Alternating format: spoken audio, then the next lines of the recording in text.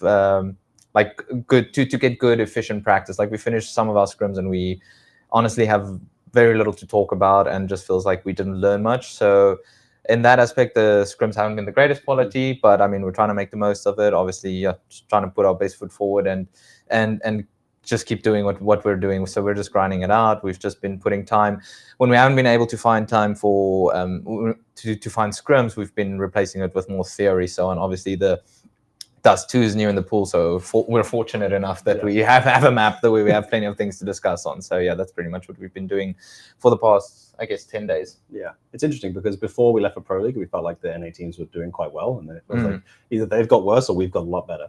Yeah. Hopefully we've got better. Yeah, I think it also doesn't help, like, because I mean, there's some teams with roster changes and so on. So I guess it's tough for them to keep up, and they've got to like go over their basics and so on. But yeah, it just feels like the quality has decreased a lot from since we left before Pro League.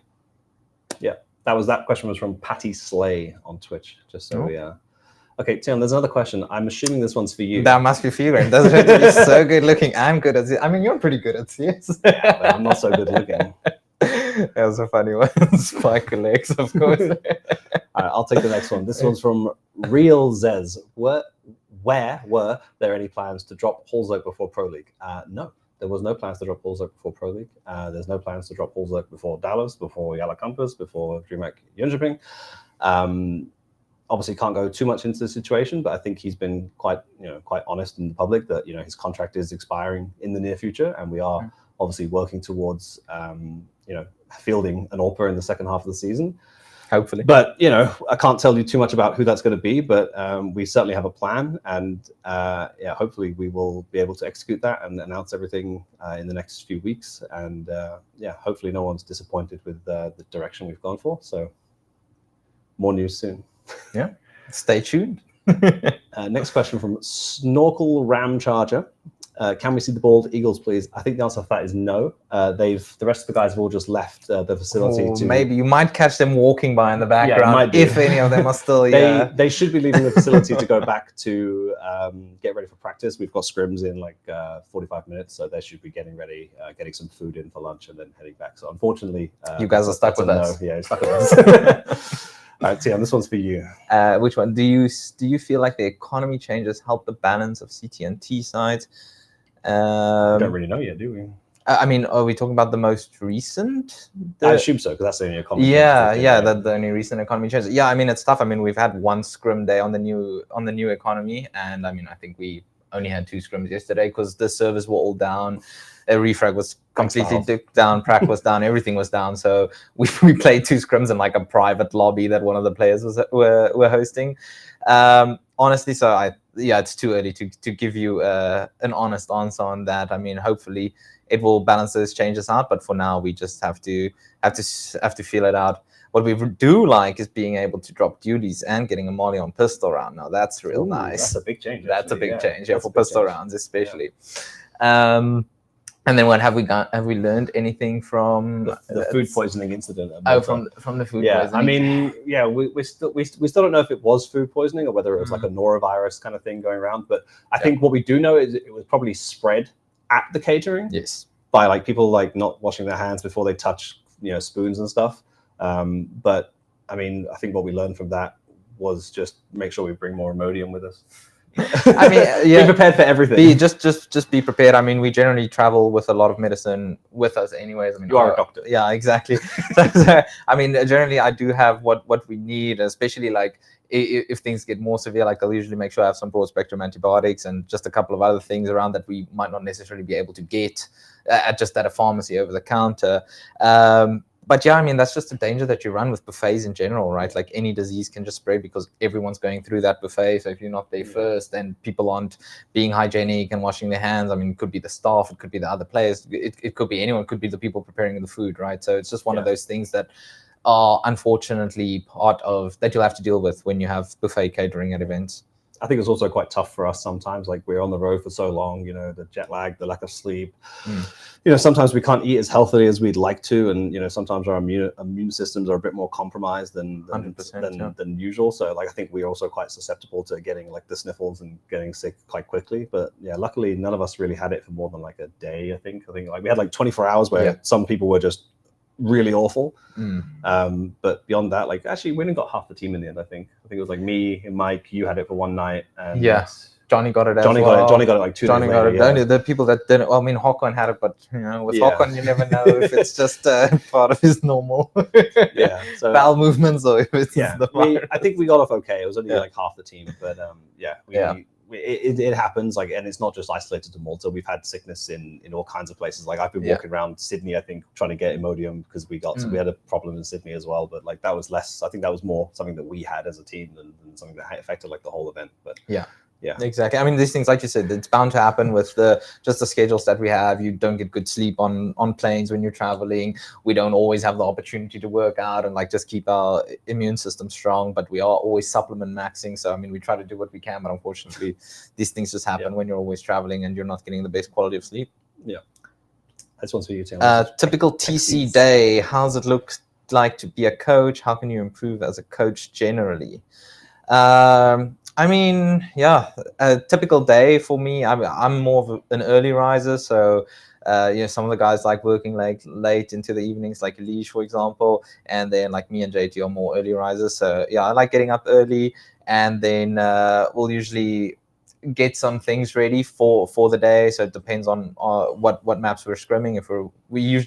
Generally we try to stick to like no more than 2 maps a day. Otherwise, you're a little bit all over the place and you don't get to really try all of the ideas that we have for those specific maps, right? And you don't get to repeat those ideas. So we'll usually get some things ready for the scrim, some plans, some things that we want to talk about in theory. And I'll usually try to squeeze a workout in. That doesn't always happen, unfortunately, depending on. Yeah, you're on a 10-day streak, you said. I'm on a 9-day streak now, but it's always easy having this routine when we're here in Dallas, as compared to when we're traveling and so on. So it's nice to be back here for a little bit and just actually have a routine.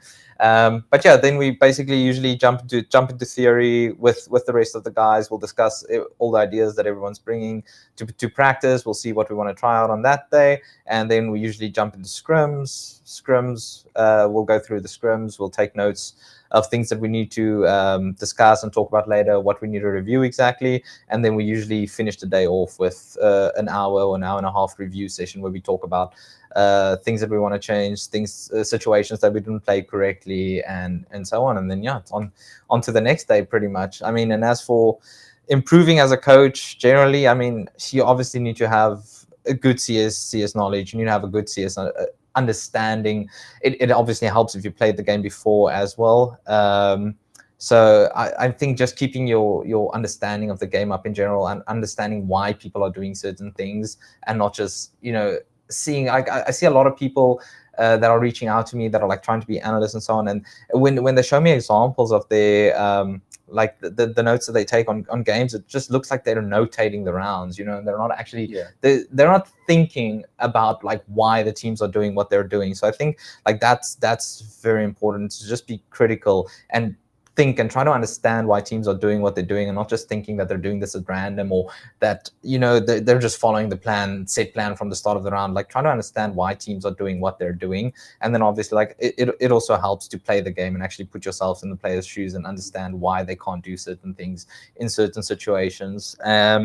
And then on top of that, I think a lot of it is also people management. You need to have decent people skills, because you are working with a team and you need to manage people and their emotions. And it obviously gets heightened because there's competition and we're constantly traveling and so on. So I think those are the aspects that you really need to focus on if you want to be improving as a coach in general. Yeah, I think that's something that you do really well, actually. Like, you've got the people skills thing. That's why he's so smiling. It's because he's just always he's not a people pleaser, but he's a very nice guy. But he knows how to be a hard ass if he wants to. Every now and then. Yeah, I think the biggest thing you were talking about, like the coaching and the analyst thing, is like it's good to understand why something's happening rather than what happened. Exactly. Exactly. It's easy to see what happened. Yeah. It's easy. Yeah. Anyone can watch a map random and say like this happened, they do this, they do this, they do this. Yeah. But if you don't understand why they did it, and then also understanding like why they may have done one thing against one opponent, why they did a different thing against a different opponent, obviously then you can begin to understand tendencies rather than like what they're doing to like counter a specific opponent. And it's the change from going from what to why, I think, that makes the big difference. 100%. I think that's when you really get into the next level, or at least you're pushing yourself to try and get to that next level. Next question. Snorkel Ram Charger. How does it feel to keep seeing Liquid flounder with their decisions? Cole seems to be NA's beacon of light. Well, I'm glad we are beacon of light. That's nice. Yeah, that's good to hear. How does it feel to see Liquid flounder with their decisions? So I think this is a loaded question for this first part, because Careful. making roster changes is not easy. I always cite there was a research study done by Dr. Ian Bell, I think his name was. He used to be the head of research or director of research at Liverpool Football Club, and he basically put out a research study that said, like, there are like 7 primary things that you should look for when you're making a transfer. And it's like, does the player fit the style of football that they play? Does he fit like socially? Are there other players that might be at the club to help him fit in? Like, there's like 7 different things. Basically, he said, like, these are the characteristics for success of a transfer. And because of the way probabilities work, if you were like 90% sure in your scouting that all those 7 things were 90% sure, like this is going to work out, you actually only have like a 48% chance that the transfer is going to work, because of the way probabilities multiply. They get worse the more they're not 100%.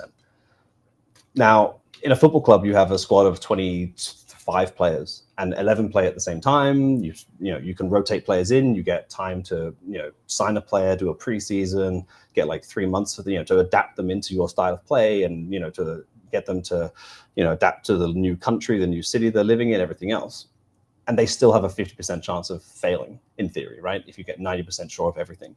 So you transfer that to Counter-Strike, where you change one player, you're changing 20% of your squad, and you maybe are 95% sure on everything. So you're still like a 70% chance of everything working out. Like, making good roster decisions is not as simple as just like, this guy's really good, let's bring him in, because there's so many things that can go wrong. So I think that people seem to underestimate the value of how hard that is to do. And obviously you can look at teams like Mousesports, who just seem to have everything freaking working for them, and I envy them like crazy. Like, their scouting and development and how they integrate players into their team is just insane. But like, that's like, they're like just completely out of like the stratosphere of like what every other team seems to be capable of doing. They've probably done the best for their I've never seen anything like it. Yeah, no, they've got a really good system going there. So like, they're not like the benchmark, they're not the baseline. Like, it's really not as easy as it seems. And like, I respect Liquid for trying to do what they do, which is like, they want to be the best, so they're making like bold changes. And like, I honestly think their recent roster changes were very good. I think the roster they've assembled is good. I can't tell you why it's not working out. There can be so many reasons. Like, they changed 4 players or 3 players and a coach. Like, there's so many things that could go wrong, or so many unforeseen circumstances, that like, it's really not easy to be that bold, and I respect them for trying it. And honestly, how does it feel? Like, it sucks. Like, I don't want teams to like be failing, and like, I want North American teams. I mean, whether they're North American or not is a questionable statement. They have 2 Canadians, so we'll give them that. But like, they're representing the North American region, or the Americas region. They're still Americas, yeah. So like, I want them to do well, not as well as us, but well. And it's good. Like, they'll almost certainly be qualified for Cologne this year. They're right behind us in the rankings, so that's great. But like, yeah, I don't like seeing them, fail, so to speak, even though they're actually like ranked 9th in the world and they're actually doing pretty good. It's clear they're having some trouble getting everything to gel and work, but it's there's definitely a lot of potential there. Like, they have some fantastic players. Like, I think every player on that roster deserves to be there if they're playing as well as we know they can play. So I think it's just a question for them to figure out how to get that all to gel. And yeah, it's sad to see, but I don't mind being the best team in North America. That's fine with me. Exactly, 100%. But I mean, they're on the up. They're looking better. So they're looking better, but with all the rumors, it's like you just don't know how much of that is like dead team kind of going forward, or I don't know. It's hard. Yeah, maybe that's what they needed, a little bit of fire. I wish the best for them, and like all the players on the roster are nice guys. Like, I hope they all figure it out, whatever they do. But yeah, it's hard to watch a team who have a lot of potential, how suffer seemingly how they are. But they also had a lot of things not going for them at the start of this year. Like, they didn't have any events, they didn't have Katowice. They obviously the RMR, I felt really bad for them. Obviously we knocked them out, but better than us, but at the same time, like I think the format was heavily stacked against them, and I think there was a few things that were done poorly by Valve in that sense that could have made things a bit the ranking setting into it. Yeah, the ranking going into it. Yeah. So yeah, I think that they obviously had a few things stacked against them that kind of limited what events they could play and how many things they could play. Obviously, they got to Chengdu in the end because we couldn't go to Chengdu. So yeah, you're welcome, Liquid. But yeah, it's. Yeah, they've got a long road ahead, but it's not easy to make that many changes and just be instantly good. So I'm sure they'll figure it out. There's a lot of smart people over at Liquid, and 100%. They'll figure it out. Yeah. Shall we move on to the next one? How do you feel about M80 recently? M80, I mean, honestly, I would say whenever we're in NA, we probably get our best like quality of scrims against M80, and we learn the most from playing them. So yeah, also they did really well in Malta at Pro League, so I'm really happy for them to see that things are working out for them. Obviously, it sucked for them as well. They had to play with Dev. They got put into this position where they had to play with a coach, and they had so many events lined up. But I'm glad to see. I mean, they brought Sin over, they brought Slacks over, and it's looking really good for them. They've got good results. I mean, I obviously would have liked to make playoffs in Malta, I'm sure, but I mean, like, just the fact that they put up such great performances there, it's looking really positive, and it's good to have another. I said this before in Pro League as well, but it's good to have another NA team that can compete with the EU teams. I mean, that's what we're pushing for at the end of the day. Is we're trying to revive the scene. We want to get NA back to be a little bit feared. So yeah, it's just really happy to see that there's another NA team doing damage out there. Yeah, I really like the moves they're making. I think they're making really smart moves. Like, they're not going blockbuster. I think they recognized, like, it's not easy to attract like crazy top tier European players. Yeah. And I think they're doing the right things the right way, which they're building slowly. And yeah, obviously they've got a few. Yeah, the whole like start of the first half of the year when they had to play with Def, like that sucked. Like, they had Katowice, they had the RMR, where obviously they were very hindered by that. And that's not a slight on Def, but he was a coach. Like, he's not meant to be. I'm sure he's not meant to be a full time. I mean, from speaking to him, he didn't want to play. No, exactly. He was they had no choice because of the roster situation. Like, there was no point in them playing Katowice with like some random stand-in who they could then not play the major qualifier. So. Yeah, like I empathize a lot with that situation. Obviously sucks, and it sucks for Manx, obviously, who was clearly going through something. And I think that's I don't want to say that's what NACS can do to people, because I don't know what the situation is, but like, I wouldn't be surprised if that is what NACS can do to people, because it's not easy to live the life we lead. So yeah, empathize a lot with the situation they're in, but I think they've made some really good changes, like bringing in Slacks and especially Sin. I think Sin was a very underrated pick when they made him, and I said that on Dust 2. On Dust 2's Discord, I said there was a really smart move, so I feel very vindicated now. Yeah, he's clearly brought in a good structure for them, and they all seem to be gelling and working well. I know they've made a few role changes now recently with like Swisher and Rec, and I think some of those are still like figuring themselves out. But like, I think once they get all that figured out, I mean, Malb seems to be a freaking stud. Especially on T side. Yeah, especially on T side. He's pretty insane. So like, as long as they can back that up, I think they're gonna improve. Like, they played really well at the Pro League like the season before when they were 80K, which was for me a bit surprising because I thought that roster was like significantly weaker. But like, yeah, they showed up with this at this Pro League, and yeah, obviously they lost 2 games against BetBoom, which sucks, and they lost to G2, but like, those aren't bad teams to lose to. So and they beat G2 once as well, so that's also very impressive. So I think they've got a long way to go, because it is a long way to go from being like a top NA team to like competing sort of at the top 15, top 10 in the world, and like, we've gone through that, and it's a big step up. Yeah, sometimes you think you've broken through, and then you get slapped back down to reality the next event, and then you have to figure out how to go back to the drawing board and keep iterating, keep improving, and that'll be the real tell of how far that team can go, is how far they can come from within to change things. But I hope they don't make any roster changes. I think they've got a nice roster. I think they've got a good team. Yeah, just need to keep working, really. Yeah, 100%. I think we skipped over one year. How do you feel about the changes to Vertigo? I'm not going to speak about that too much, unfortunately. Like, I mean, update just dropped. We barely had time to scrim it or anything. We haven't played that. No, we haven't. We haven't scrimmed it. We're actually playing it today, so I'll have a better answer after today, I hope. But I mean, yeah, I don't know. Obviously, Valve are trying to keep the map in the pool, and they're just trying to make some changes to it. We'll see how it plays out. I think A is going to be a nightmare to hold in post plants now. I mean, there's so many different areas. I feel like the start of the round seems to be buffed for the CTs a little bit, because you can just get to the ramp and just hold the ramp so quickly. So if the T's are even going to make it onto the aim bomb side is a question. They might just be B simulator now, like we used to have A simulator on Vertigo. It might just turn into a B simulator all over. I played some pugs on it last night. Like, this is purely like my personal opinion. Like, I can't talk about the pro aspect of it yet, but like, it felt horrible, honestly. Like, running up the A ramp, like the guy can get to the Ivy so quickly, and then even when you get up like the other side of the ramp, like you try and like obviously you would clear Ivy when you push up anyway, but now there's a freaking whole wall with the elevator open. It felt horrible to push up. We were actually just going B pretty much every round. Yeah, that's what I'm saying. Just getting entries on B and just rushing. Literally. I suppose this plays into the next question. Also, does Cole want to play on the new update? So we actually always prefer playing on the new update, because we just don't want to delay it. There's no point like delaying the inevitable. So we're always for like, hey, let's just if the tournament organizer is asking our opinion, we always just like, hey, let's change it. Let's go for the next one, because I mean we have tournaments after this, so there's no point delaying this patch of like, oh, let's get used to it first. No, let's move on to the new patch. Let's play it. We have tournaments after this. We don't want to delay the inevitable.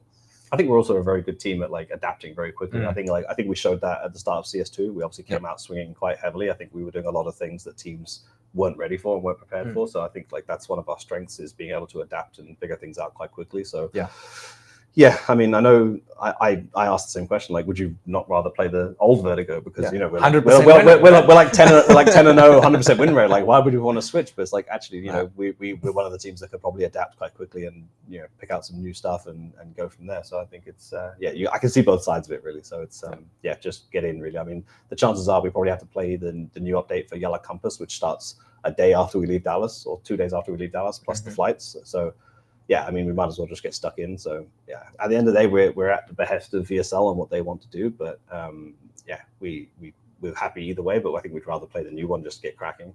Yeah. It also benefits us that we're already all in Dallas. So every other team that has to travel tomorrow wastes the whole day, and we can just scrim and theorycraft. So like ESL, if you could just pick up the phone, tell us that we're playing the new update, we'll get cracking. We'll gladly accept it.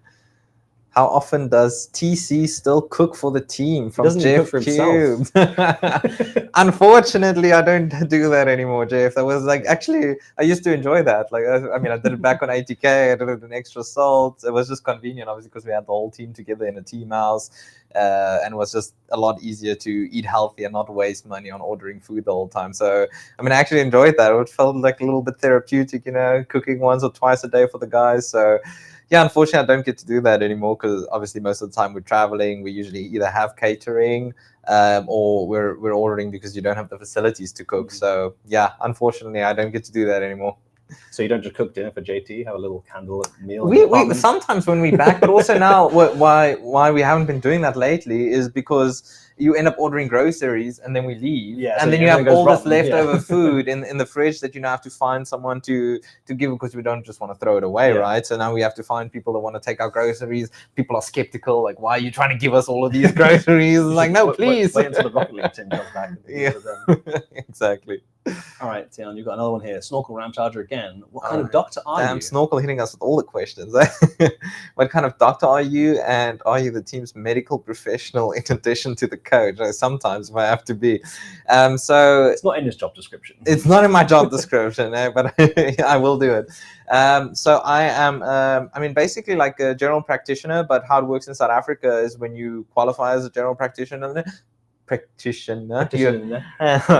have a Bachelor of Medicine and a Bachelor of Surgery. So I can perform like surgeries. We also worked through like through all the different like disciplines. You like rotate. I mean, I was doing internal medicine, I was doing general surgery, I was doing peds, I was doing anesthesia. You just rotate through all of the departments. So especially throughout my first 15 months of working, that's pretty much what I was doing. Cole Amy's best foods in America.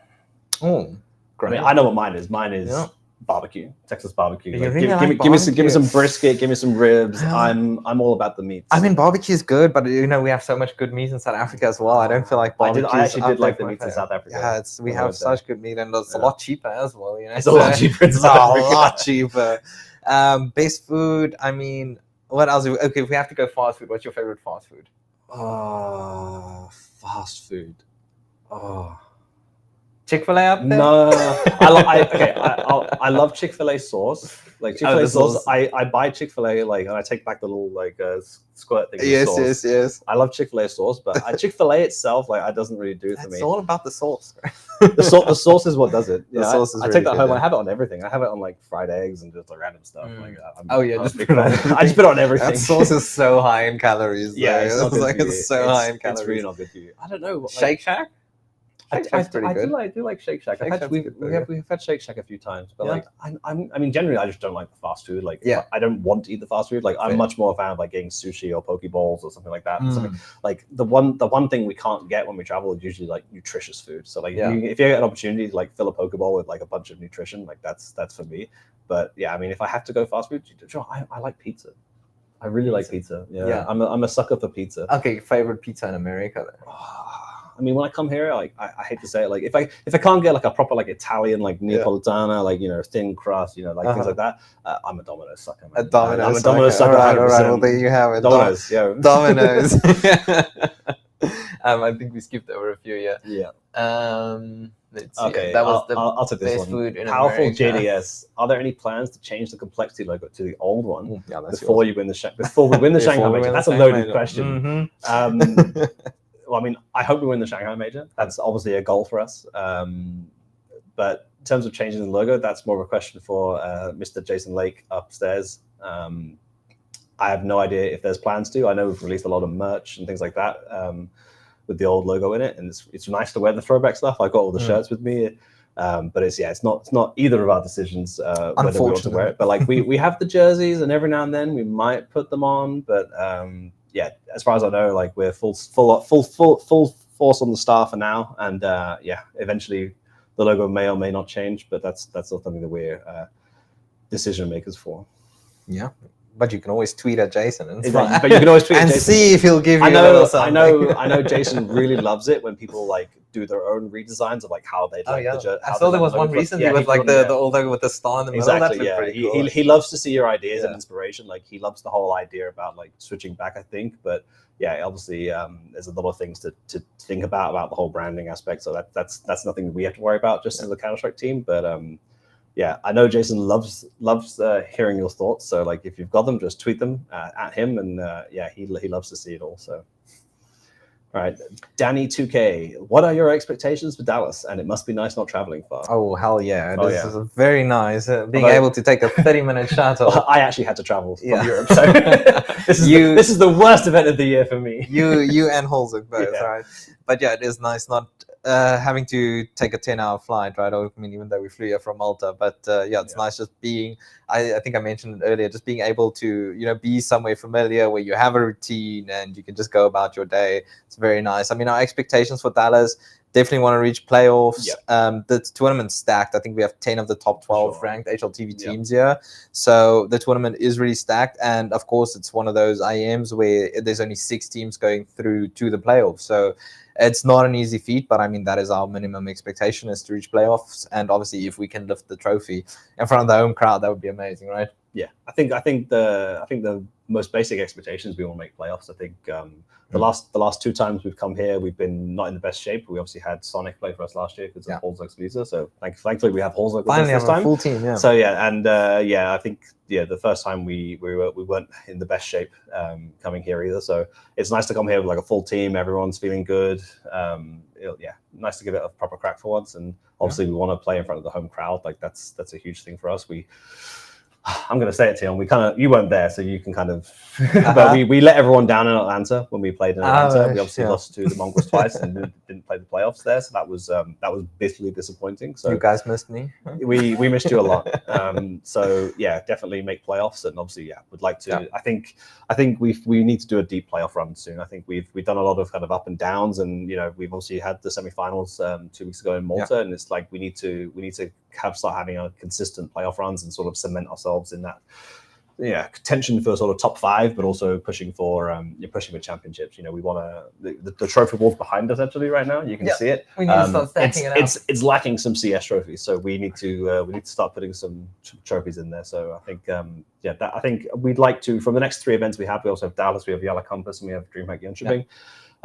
I think we would be disappointed if we didn't win one of those. I think that's 100%. Yeah. Obviously, like that's extrapolating it from just Dallas, but like if we don't come back with like some finals appearances or a trophy from those three, I think we would be disappointed. So I think that's where our expectations are right now. Yeah, 100% agree with you on that.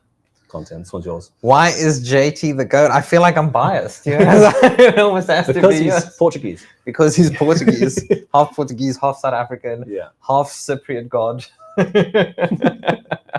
I mean, Johnny, if we're talking from a CS perspective, I mean, like Johnny is just like, he puts in so much work. He's smart. Continuously. Yeah, he's smart, but also he's like very, very hardworking.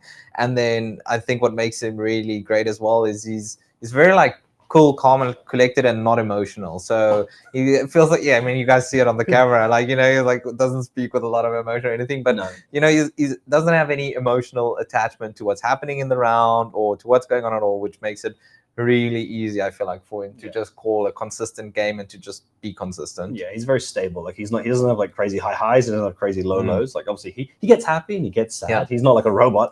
I mean, we've seen it. Remember when he clutched the one before at Pro League? No, at Pro League to keep us in the tournament, and like, or just for us to go overtime. Yeah. And he's like, he clutches and he's like, all right, he wants to start calling the next round. Everyone's freaking out. And Johnny just wants to give us the call for the next round. Doesn't even twitch, man. No, it's crazy. True. Yeah, that was. I remember putting the voice comms and tweeting that out because I was so surprised. Like, all right, like he barely even smiled. He just instantly starts. All right, guys, next round. You guys get straight in. Yeah. No. I think we missed one question there, which was, when is Holzert bringing back the long hair? My cosplay is in shambles. Oh no! I think you've seen this. I remember. Yeah, we took a photo with him last year in Dallas. I found him at the bar. It was amazing. Well. Yeah. I hate to say it, but I don't think Håkon's bringing the long hair back. I think he's fully transitioned into businessman. He's fully businessman for now. Maybe if we do lift one of these trophies, he might be like ready to bring back the mullet. But for now, I think he's transitioned to fully businessman. My biggest concern is I'm not actually sure we've ever met the real Holzert. Like I think he's just been cosplaying as like a redneck, and now he's cosplaying as like a businessman. I don't know what the next one's going to be. Like it might turn out we actually have just never spoken to the real Holzert, and he's just got like multiple personalities, and he just sort of dips into them. Yeah, exactly. Because he's very committed to the businessman. Who knows what's going to come next, right? Oh, I love this one. We love TC, our joyful king. Oh, thank you very much. All right, Katie Ratio from the other office. Favorite Cole CS meme. Oh, there's been some really good ones posted from the Complexity CS before the Twitter account. Yeah, she's the social girl. Yes. No. I'm trying to think of the memes because I don't really spend the most time on social media out of everyone on this team. So there was some good like Halloween ones with Grim, right? Where it's like the Grim Reaper. I thought yes. That was cool. There was a few that we were like, whoa, that was weird. I like the weird ones myself. They posted one yesterday, but I don't think I've watched the movie. It might have been The Hangover. It was like a liege holding Grim as a baby. Oh wait! I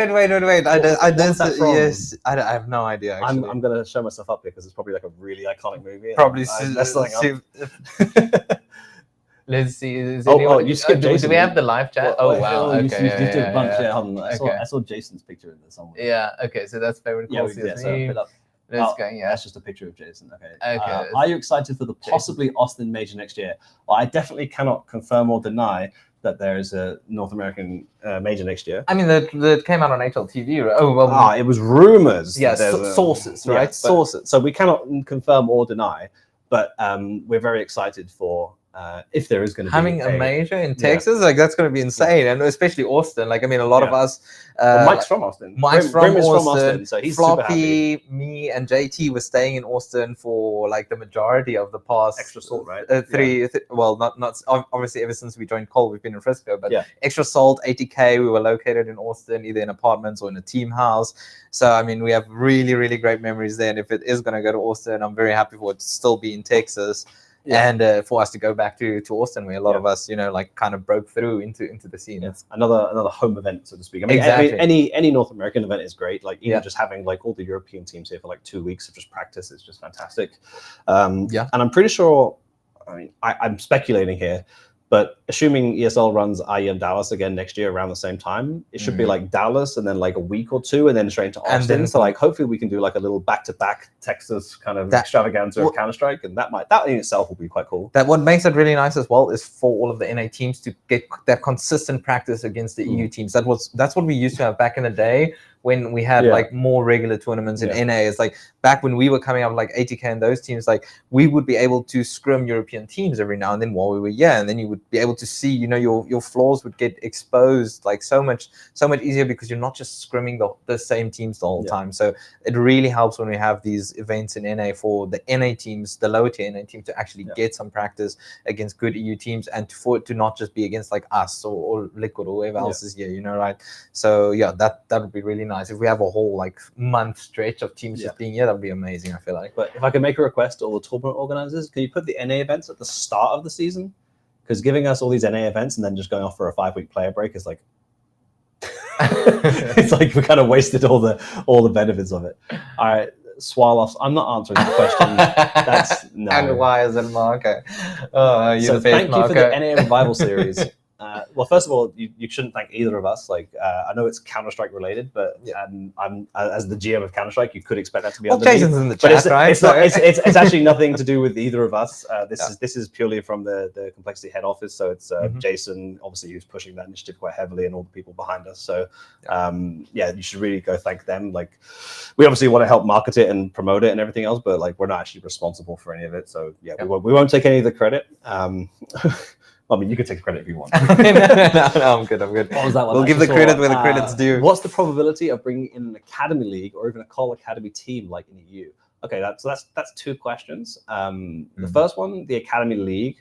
Okay, so if we talk about the whole academy system as a whole, there's really not much need for it in North America right now. The primary reason you get an academy team is, well, it's twofold. One is to bring talent into your into your sphere as early as possible, and the second part is either to retain them, to promote them, or to sell them.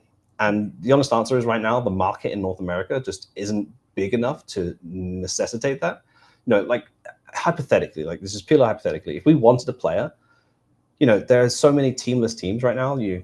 PA, Boss, like those kind of guys. Like you could, there's enough of a way to get players for either for free or like who are already sort of within reasonable means that you wouldn't necessarily need to like get them in super early into your own ecosystem. Whereas in Europe, obviously, like things are much more fierce. Like players are getting picked up super early. You can go down like 50 ranks, and teams need buyouts for those players. So there's a much more incentivized reason to have the players come in early and obviously get into your system. So, and the same in Brazil. Brazil's another great example of that. Yeah. So I think the honest answer is like North America is just not ready for that right now. That's not to say that it can't work. And I think what EG tried, for example, because I know people will bring that up, what EG did could have worked and was potentially quite smart, but like there's not enough of an ecosystem there for us, Liquid M80 to all have academy teams. Like it just wouldn't make sense.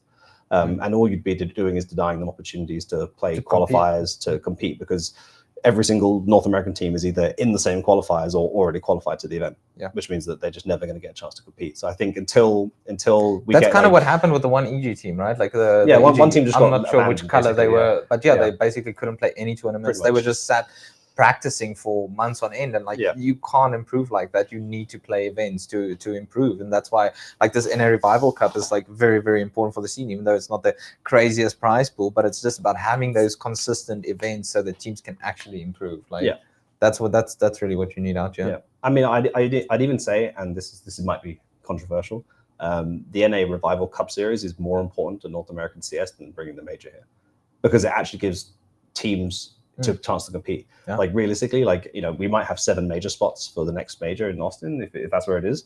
But like if you take more. we might have more. We might have more after Shanghai. Hopefully we'll have more. We also might have less. But we also obviously share those with South America, and like the realistic perception of that is like you might get 3 or 4 teams qualified. And that's one event. Whereas actually what NA needs is like regular competition. It needs more funding pumped into it. It needs more prize money. It needs more salaries. We need more teams coming in, and obviously teams will try and join to qualify for the major. We've seen that a lot in Europe, where they picked up a team, didn't qualify, dropped the team, and that's not super helpful. But what we actually need is like consistent tournaments, consistent matches, like teams, playing against each other more regularly. And the major itself doesn't necessarily do that, whereas like having a more consistent tournament series definitely would. So what we need is more like grassroots tournaments coming in and filling that void, I think, to make that happen. 100%. Yeah. Why does the Liege look like Johnny Sins? Why does Johnny Sins look like a Liege? That's a better question. Yeah, exactly. I mean, I think people are just taking bald and just saying they look like each other. I feel like that's lazy. But it is lazy, but it's a great move. It's great. It's been great. Yeah. Seymour TV. Given that Dallas is the home turf for Complexity, what is the mentality going in? I think we kind of already answered this, but I guess you missed it. Minimum, we want to make playoffs. Ideally, we want to take a trophy within our next 3 events. We've got 3 events back to back to back. As for high expectations, I mean, there's always high expectations. Yeah, exactly. There's always high expectations. Yeah. We're always trying to do as well as possible. So, I mean, the fact that it's a home event or a hometown event, it's not necessarily extra pressure, but I mean, we put more pressure on ourselves because we obviously want to make it to be in front of the crowd. So it's not that the pressure's coming from Jason and ownership. It's more pressure that we put on ourselves, I would say. Yeah, I would say there's generally never we never feel like someone's breathing down our neck or anything like that. Like, we're given a lot of freedom, but obviously, we want to perform, and while having that freedom, that comes with responsibility as well. That we know the level we expect from ourselves, and we've definitely let ourselves down a few times, and we've definitely performed very well a few times. So it's obviously it comes and goes, and performance isn't super easy because it's not just ourselves that is responsible for that. There's 15 other teams that also want to win every single game they play. So, sometimes it wins, sometimes it works, and sometimes it doesn't. I think the main thing for us is that we don't have, we don't have a game where it just feels like we were just completely out of it. Like, best example I can give is the Mouse Sports game, right? In the major, like the Mouse Sports game in the major, we were just completely mentally checked out.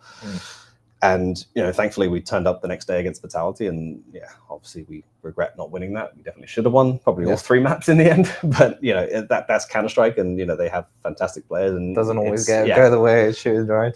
So the expectation's always there from our side that we want to, we know we're capable of competing at the very highest end, and we've shown that a few times. The issue for us is the consistency, really, of like showing it every single event we go to.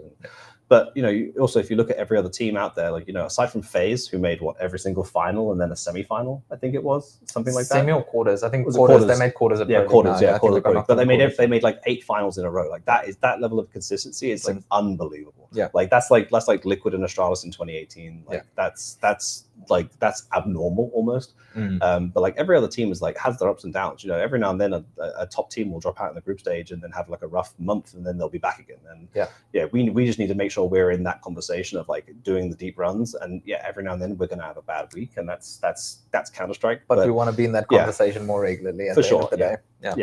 I think we missed one. Tips for preparing for team tryouts. I mean, that's a long time for both of us. 20 years for me almost. But I mean, like, generally, if you're trying out for a team, I feel like they already know, like they're already trialing you because they think you can shoot, right? And you probably have good stats or good mechanics and so on. And they're more trying to see like how you want to, at least from my perspective, like I'm more trying to see like how this person is going to gel with the team. What's his response going to be to ideas and random different situations that are being thrown at him, and how well he's going to be able to communicate out those ideas, how his communication is during those trials. So I feel like I don't really care that much about how well a person is going to be shooting during tryouts, but more about everything else and how he's going to contribute to the team environment. Is he going to be good and a positive in the team environment? Is he discussing ideas, how to improve them, how we can follow up on it in the following rounds? So I think in tryouts, like would be my aspect to focus on, or at least that's what I'm usually looking for, and not so much about, oh, this guy's insane, like his mechanical abilities is amazing. I think there's also a second aspect of that. Is also like, you need to figure out what you are looking for from the team. Like, it's not just about them figuring out you, whether you're good enough for them or whether you fit in with them, but also like, are you going into the team and actually getting what you want out of that? If you're getting put into the team and you're just playing all the, bitch roles and you're not getting treated very well and whatever, then obviously you need to understand what you want to get out of the experience as well. It's almost like a job interview, but job interviews do go both ways. I think people forget that. Like actually some people just think like the team holds all the power and you should want to be on the team, but actually the team should also want you and you should understand like what's going on as well. So I think don't just go into it sort of being like yes sir, yes sir, yes sir. You've also got to make sure you're getting out what you want out of it as well. Good advice, Graham. Yeah. Talking about M80, what do you think about Malb's Deagle? Oh, it's haunted us many times since the Team 1 days. Since Malb's been on Team 1, that Deagle has haunted us since several qualifiers. His Deagle is insane. Next question. Philegs, what is up with Holzer's contract? Is that something you can comment on? Will it get extended or does it depend on his performance in Dallas? It does not depend on his performance in Dallas. I can tell you a decision. If he doesn't drop a 1.6 cut, it's done. A decision has been made. On the whole Holzerk and contract situation. Hopefully we'll have some news very soon about the future of the AWP position on the team. But we're very happy with what we're looking to build and what we're looking to do. So hopefully we'll have some news on that soon. But I don't want to get into too much of the specifics on it. But the decision's been made. Contracts are being done. So hopefully we'll have an answer. There'll be news soon. Hopefully. News soon, yeah.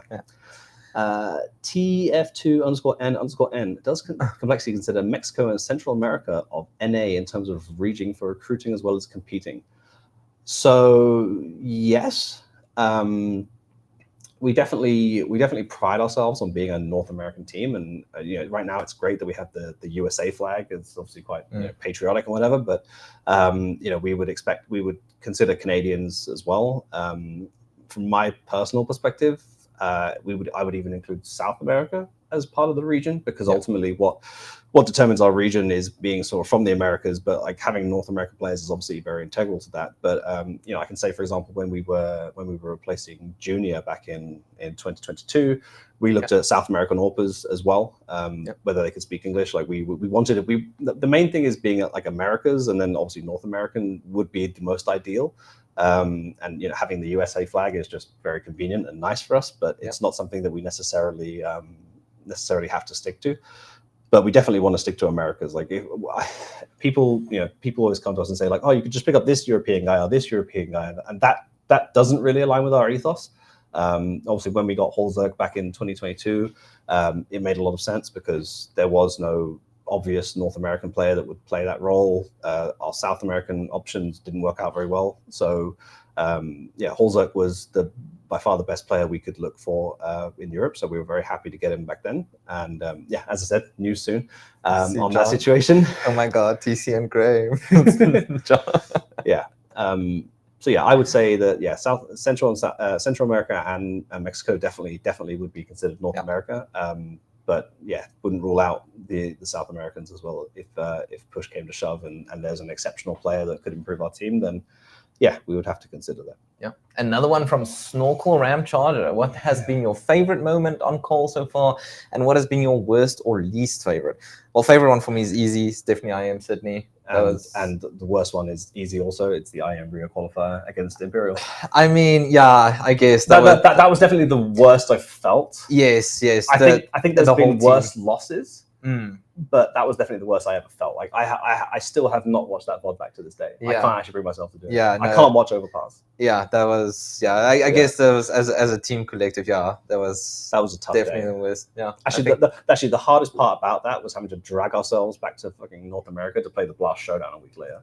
Honestly, I don't think anyone wanted to play Counter-Strike that week. Like that was horrible, really. Like I think that really like killed our vibes for like quite a while actually.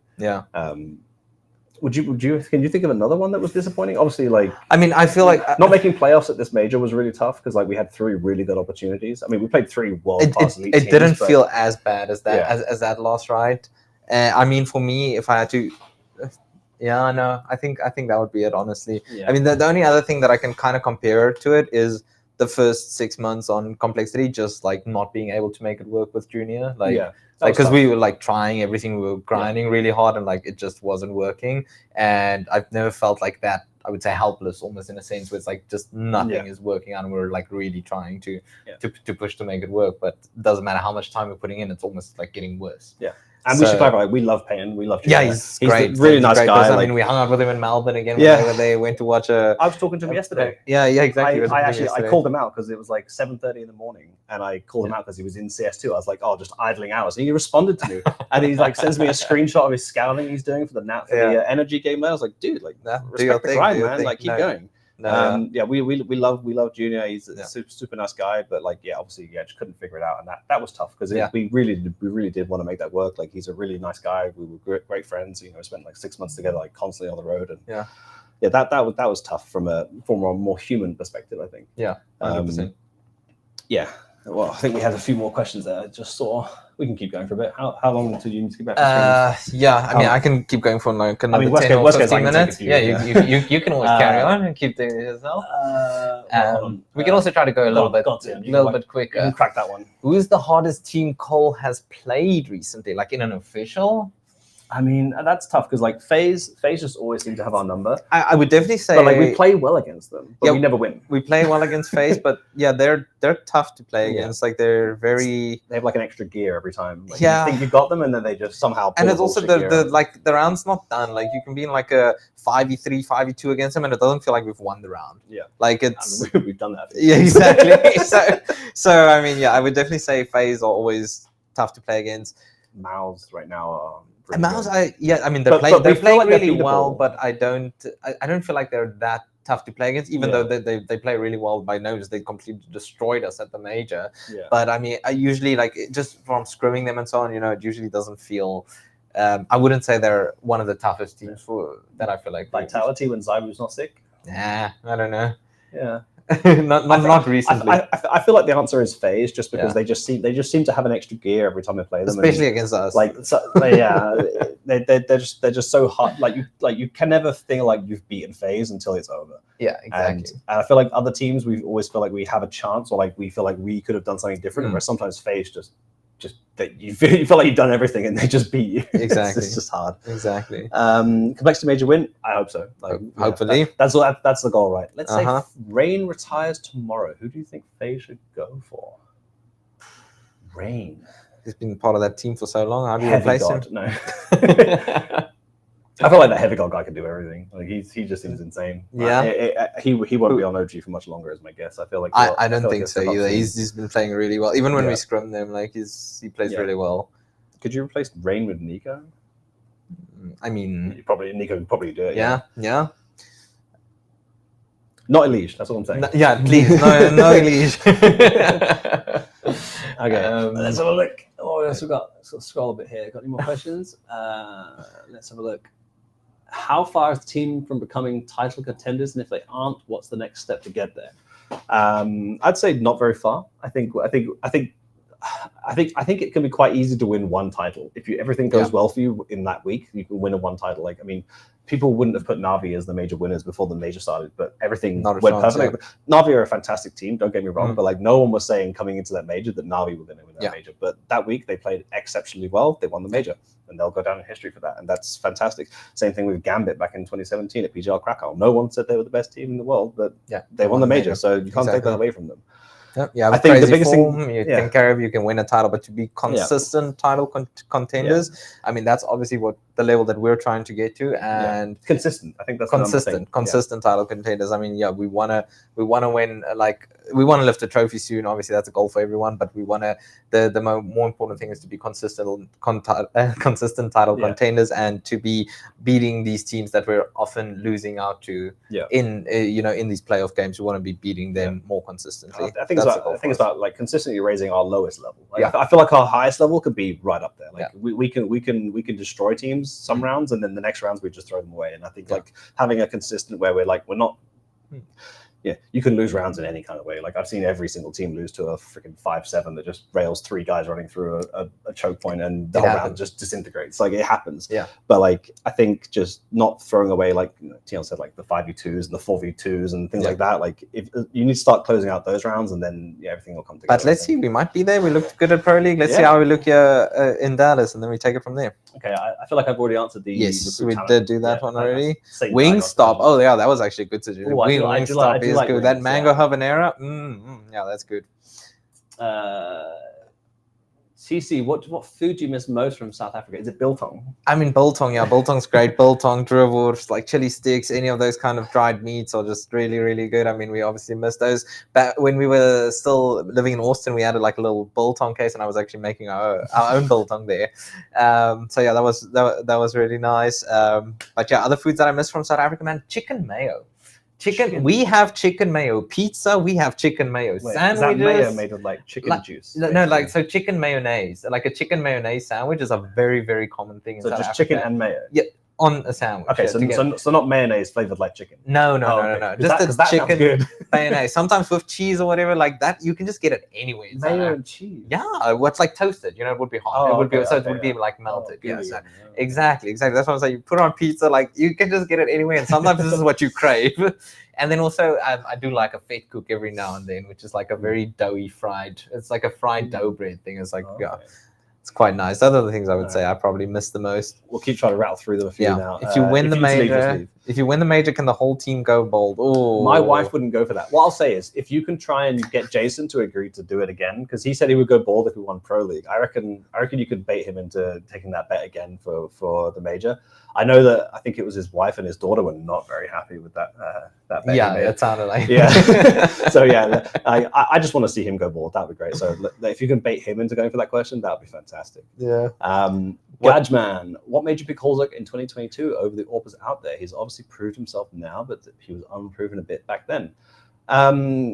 Yeah, I mean that this was kind of a long time coming for me, because back when I was working with North, I was looking at building a Scandinavian roster, and Holzek was like the number one guy that I always wanted on that roster. The other guy was Nork, ironically, the Swedish guy. But they were the sort of the best two Orpers in Scandinavia at that time that were realistic. You know, I couldn't just walk up to Astralis' office and take device. So Give me device. although NIP How did, much so you want, right? maybe I could have done. Maybe I could have done. Yeah, Holzek was someone I was watching for a long time before I even got to Complexity. So he was also a name that was on the list when we blew up the Juggernaut back in 2021, and we're looking at either rebuilding with a European roster or going obviously with a North American roster. I think we had a French option, a Spanish option, we had a Brazilian option, we had all kinds of options back then. But if we were looking at like a European roster, he was also someone who was a potential back then. We played with him. We did some scrims. I think it was after IEM Cologne was when we finally sort of said like, okay, we spoke to Junior and we said like, hey, we're going to look for a replacement. Like if we find one, then we'll continue working with that. So we did some scrims at IEM Cologne that for like in like two spare days or something, and we trialed like 4 or 5, I think, different Orpers. It was quite a few we did. Yeah, we did. And I was at 4 or 5. Yeah, he was obviously someone who stuck out. Like, you know, obviously there's a lot of things that had to go into it, because we knew that picking up a European guy to play a North American team was going to end with a lot of trouble for that guy. Like it's not easy to live the life he leads. So there was a lot of like thought process going into like, you know, if we pick a guy up, is he going to be able to handle all the travel? Is he going to be able to handle all the time away from him? So like understanding a lot about him, his background, his family, like the support that they had for him and everything else was really important for us. You know, he's also he's also a very capable player. He's a really, really, really great player. You know, and that helped. I mean, yeah, it definitely helped. I think one thing that I really liked about him for a long time was that he's actually extremely good with rifles, and not that he has a preference for rifles, but he's really good with them. Which, when you're an up and coming team trying to sort of push your way through, like sometimes you have to accept that you're not going to have an AWP every single round. Yeah. So like having a guy that is very capable and very confident with the rifles and being able to like sort of work with that as well was something that I personally liked a lot, even though it's not like necessarily the highest priority. Yeah. He's super good with his nades and his util. Like again, like that fit our system really well. Like there was a few AWPers that we tried who were you could maybe say were mechanically better. Like, you know, they could hit all the crazy flicks and everything, but they didn't know the nades. And it's like, well, that was never going to work in our system. Exactly. Because, we generally have our AWPer like throwing a lot of nades for it. It's a lot of setup util. So it was that's very important. So I think stylistically he fit very well. If he fit very well into the system, and also he's very like, I think his personality also fit very well. Like just being easygoing, easy to work with. You know, he's a funny guy. Like, just very easy to get along with. So it was very obvious for us after we did the trials that like, hey, we all wanted Holzek. So we did as much scouting as we could, but obviously again, I answered this earlier. Like, you know, you can never be sure, and I'm very happy we made the decision, and I'm very happy that he's been with us the past 2 years. And News soon. All right. The trophy was also lacking because it's not deep enough for most trophies, so they're all over the place. Place. Yeah, but we need to. But that doesn't detract from the fact we need to put more Counter-Strike trophies on the wall 100%.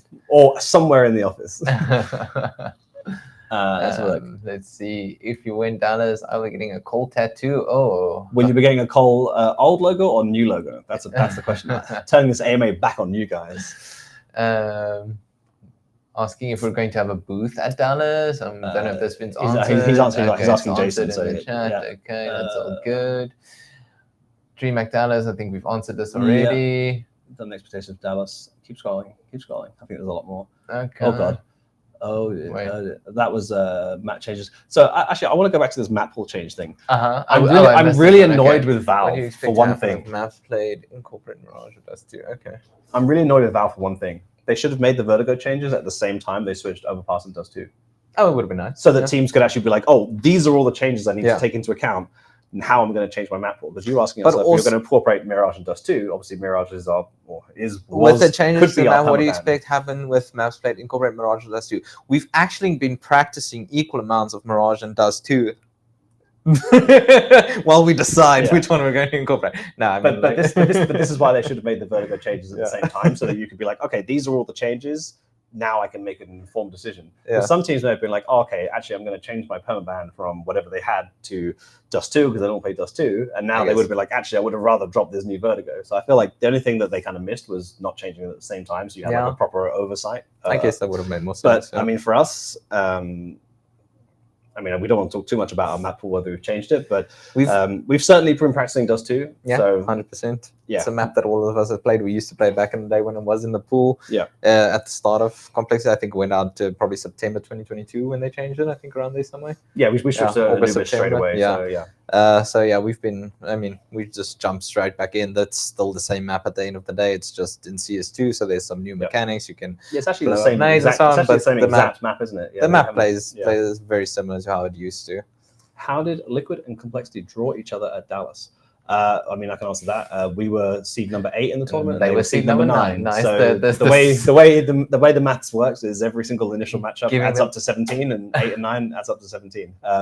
Yeah, it's just the way the world rankings worked out. Like they were seed number 9, and we're seed number 8, and then typically 1 plays 16, 2 plays 15, and then yeah, we just happily right in the middle. So technically, it's the most even matchup because every other match is a higher seed against the lower seed. We are, in theory, we are the evenly matched match. So it should be a fun one. It's a real shame it's a best of 1. I feel like it would have been nice to have a proper best of 3 against would have them. had a nice rematch like RMR, Yeah. but yeah, it's nice. At least it's not an elimination game for either of us this time. So yeah, Yeah, at least although it's best of 1 straight down into elimination, so it's still quite rough. But straight down into an elimination game on the same day. yeah, thoughts on USEA as a regular competition. So that's that new tournament they just Oh, they yes, just yes, announced, yes, that yes, 350K. I think will be think nice. there's a lot of concerns about it, even if it's all completely legitimate, which I hope it is. I mean, it'd be fantastic if it is. Yeah. Realistically, it's not going to get a team like us playing in it. If it sticks to the, if 8 weeks of regular competition. if it sticks to the format it's currently got, it's not going to be able to entice like the very top pro teams from North America, which is unfortunate because an event of that magnitude should have the best teams. So that's obviously disappointing. But I think in terms of what it can do for the grassroots, I mean, that's what I was saying. Like grassroots competition is exactly what we need. I think that things like the set maps and having overpass in the map pool, which I mean, I know they used to do it in Cal where they had like all the crazy maps in there, like, and some weeks you just have to play them. But I just feel like esports has evolved a little bit since then, and while it's very nostalgic, I don't think it fits with the current mood. But obviously, teams are going to play it if it's got that much prize pool. So you can sort of do what you want when you're sort of putting that much money on the line. But I feel like there's like some small improvements to the overall format that could make it a much more suitable product for what it aims to achieve. For example, like one of the things they said in their interview with Dust 2 was that they wanted to like promote US talent, US talent development. And I feel like you can still do that while allowing Canadians, Mexicans, and Guatemalans to play. Like if you let Marquis and Malbs play, it's going to be much easier to develop talent when they're playing against better players. So I feel like there's no reason to exclude those regions that are ping neutral. Obviously, sure, South Americans, Europeans, they can't play. That's fine because it doesn't make sense for them to play. But I don't see why you would exclude the regions that are, essentially within the same region and just limited to US IPs. I mean, obviously Yeah. for a team like us, that technically would be fine, but we're not realistically not going to spend 8 weeks during the middle of the season playing It's playing also- a league like that. It's So, also a bit unfair because now you make it more top heavy, even in those, like in that tier of Yeah. teams, because the teams who can afford to Exactly. fly their team to America and put them up in America for the 8 weeks, obviously immediately benefit from it. Whereas teams who are M80 are a great example. Like exactly M80 would just fly Malbs from Guatemala to their place in, I think they're in Austin or something, right? wherever it and is, yeah. and they would just play, and then that doesn't affect them. But if you're like a lower tier team, it's like when Valve or Blast, like they tried to remove like the hotel and travel stipend for the coach for the RMRs. Oh yes. And it's like, well, okay, we're still going to send 2 of our coaches to the RMR, so it's Yeah. not going to affect us. But a team like Boss or Party Astronauts or those guys who Exactly. wouldn't have the funding to send their coach are just going to get hindered. And then it's like, well, actually, you're just creating the bigger gap. Even though you're trying to remove the gap by removing coaches, actually all you're doing is increasing the Making gap it because bigger. we're still going to send our coach anyway. Yeah. So I feel like it's just like, there's like, and also like it's basically unenforceable.